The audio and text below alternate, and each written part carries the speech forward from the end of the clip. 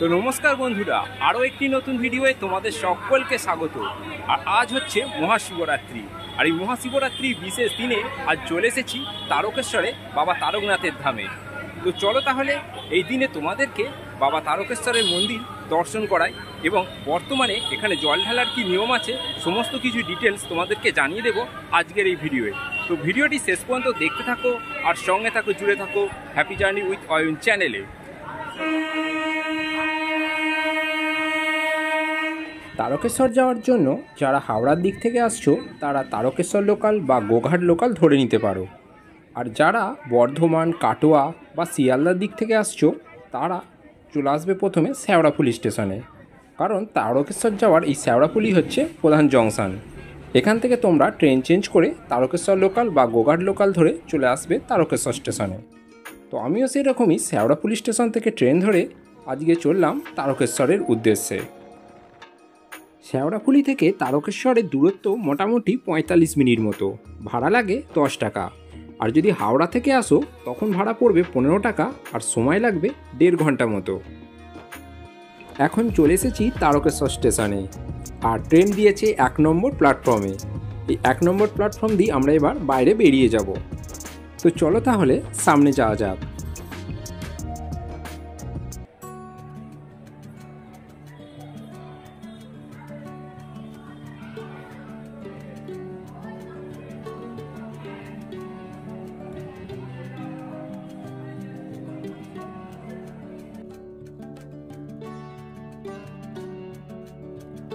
Station থেকে মন্দিরের দূরত্ব মোটামুটি 700 থেকে 800 মিটার। তো পায়ে হেঁটে সময় লাগে 5 থেকে 7 মিনিট। আর তোমরা যদি চাও টোটোও করে নিতে পারো, টোটোতে 3 থেকে 4 মিনিটের মধ্যেই পৌঁছে যাবে একদম মন্দিরের কাছেতেই।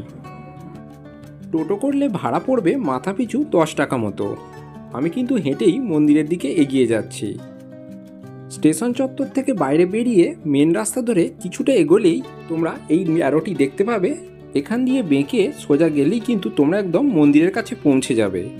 দেখো কিছুটা এগোতেই তোমরা এই মূল ফটকটা দেখতে পাবে, আর এই ফটকটা পার করলেই প্রায় মন্দিরের কাছাকাছি পৌঁছেই গেলে।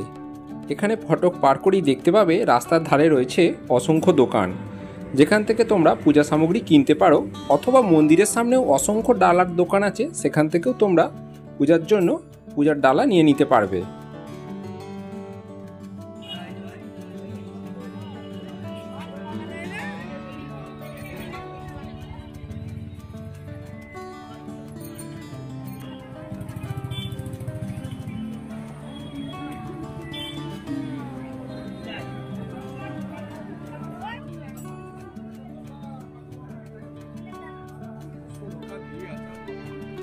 আমরা কিন্তু হাঁটতে হাঁটতে একদমই বাবার মূল মন্দিরের সামনে কিন্তু চলে এসেছি।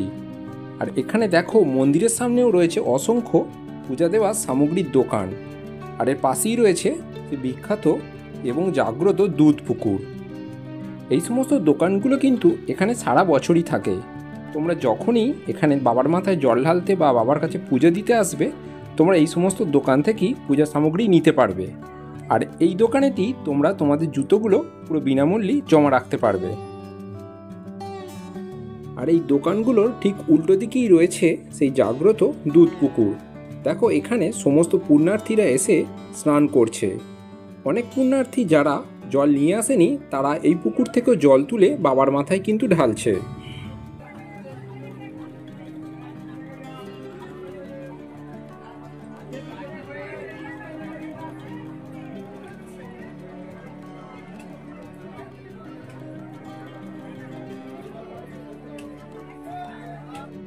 আর এখানে দেখো পাশের দোকানগুলোতে কিন্তু দুধ, গঙ্গা জল, বেলপাতা সমস্ত কিছুই পূজা সামগ্রী দিয়ে ঘটগুলি সাজানো রয়েছে। ঘটের মূল্য 20 টাকা, 50 টাকা এরকম রয়েছে। আর আজকে দেখো শিবরাত্রি উপলক্ষে এখানে এক দীর্ঘ লাইন পড়েছে মহিলাদের। এই লাইনটি কিন্তু একদম মন্দিরের কাছে ভিতরে চলে যাচ্ছে। আর এই হচ্ছে মন্দিরে প্রবেশের মূল যে দ্বার, সেই দ্বার। তো চলো তাহলে আমরাও এবার আস্তে আস্তে মন্দিরের ভিতরে প্রবেশ করি।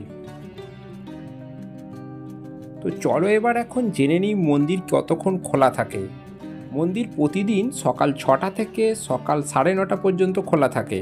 9:30টার পর কিন্তু মন্দির বন্ধ হয়ে যায়। 9:30 থেকে 11টা পর্যন্ত মন্দিরটি বন্ধ থাকে। তারপর 11টার পর আবার মন্দির খোলে। দুপুর 1:30টা পর্যন্ত মন্দির খোলা থাকে, আর শনি রবিবার দুপুর 2টো পর্যন্ত খোলা থাকে। এই সময়ের মধ্যে তোমরা বাবার মাথায় জলও ঢালতে পারবে, বাবার কাছে পূজাও দিতে পারবে। তারপর মন্দির আবার খোলে সন্ধ্যে 6টার সময়। সন্ধ্যে 6টা থেকে সন্ধ্যে 8টা পর্যন্ত মন্দির খোলা থাকে। তবে এই সময় কিন্তু বাবার মাথায় আর জল ঢালা যায় না, শুধুমাত্র বাবাকে দর্শন করতে পারবে।